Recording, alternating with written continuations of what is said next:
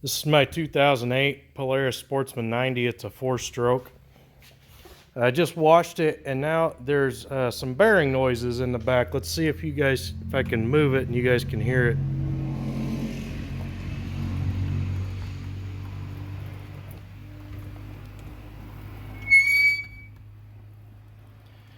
I've rolled this thing back and forth off camera. It's not coming from the brakes, it's coming from these rear wheel bearings.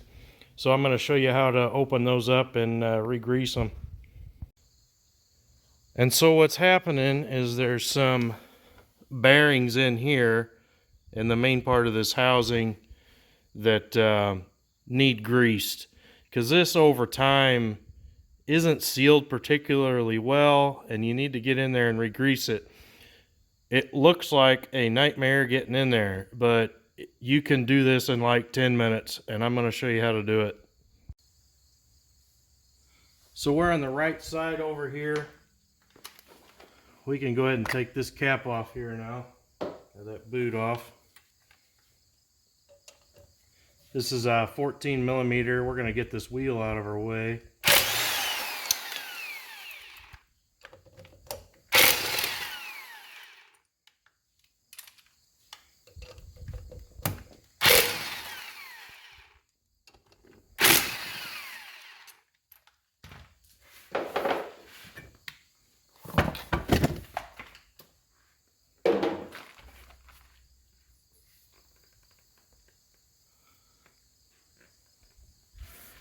Alright, just checking to make sure everything's still in the view of the camera. I bumped the stand there.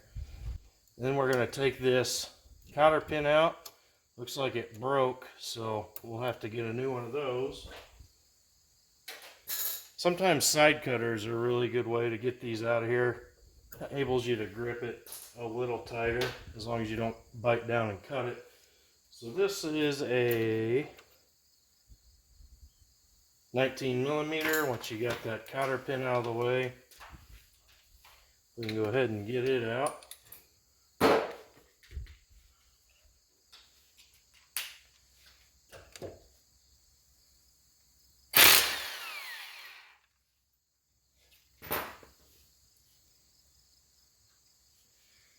There's the order of those parts. Then this will come off. You can see there's no bearing in there. That just gauges the teeth on this rear axle. Then this collar will come out.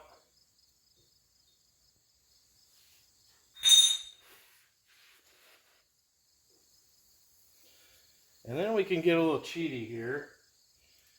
Generally, you would do the same to the other side, but we can push this axle out with the wheel on it now.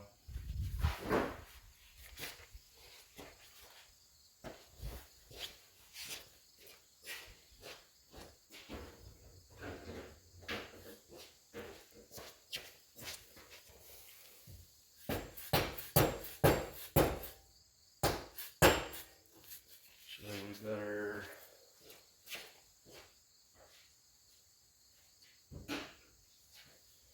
Not good enough. I'm just worried about damaging the rubber on the end of this mallet, but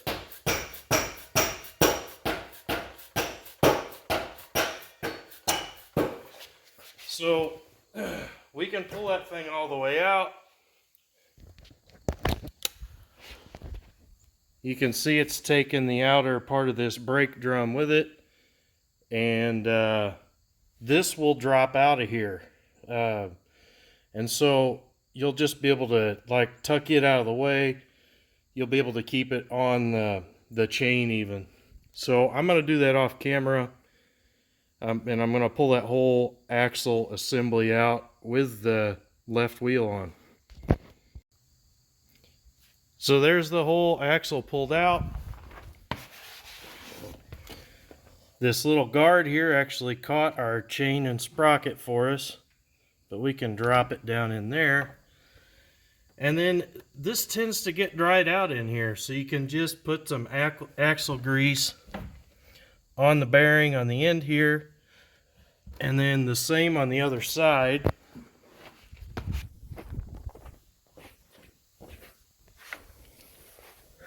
Same on the other side over here.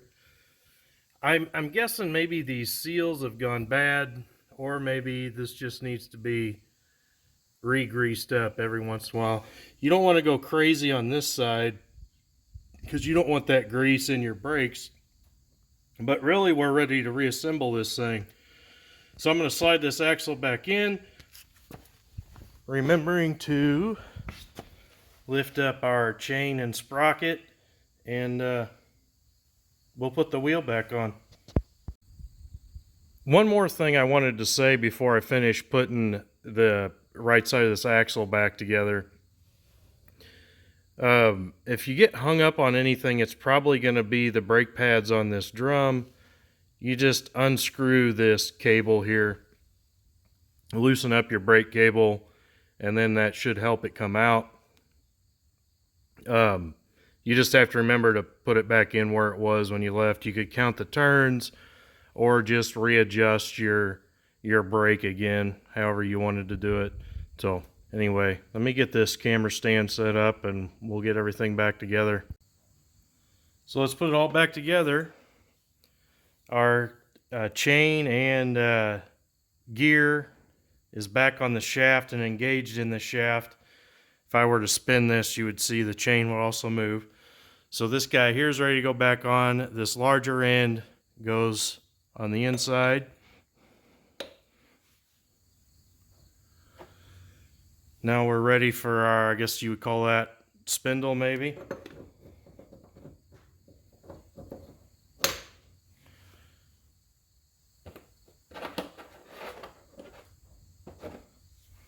Big washer, little washer. And you can see, well, here's something important. You can see that the threads aren't sticking proud enough for me to actually thread this on here. So that means I need to tap it in a little more. One problem you can run into when you take both wheels off, you can pull it too much to one side. So it is kind of nice, even though this is the cheaty way to do this.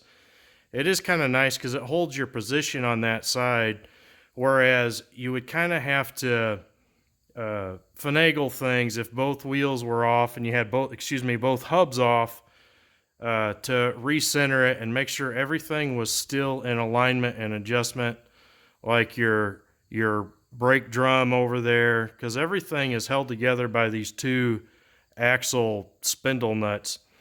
So I'm going to push in the other side and we'll stop the video here while I push that in so I can get my threads to stick out a little. All right, that got it. And you shouldn't be forcing anything. If it takes a lot of force, something's bound up in there. Some teeth on the shaft aren't lined up. Something in that order. The only torque spec that I was able to find online, and I'm not confident in this number, was 80 foot-pounds for these axle nuts. Usually on this stuff, there's a spec where you torque it to 1 and then back a quarter turn. Couldn't find anything like that online. So maybe you'll be more successful, but you'll have to look that up for yourself. I'm basically going by feel on this.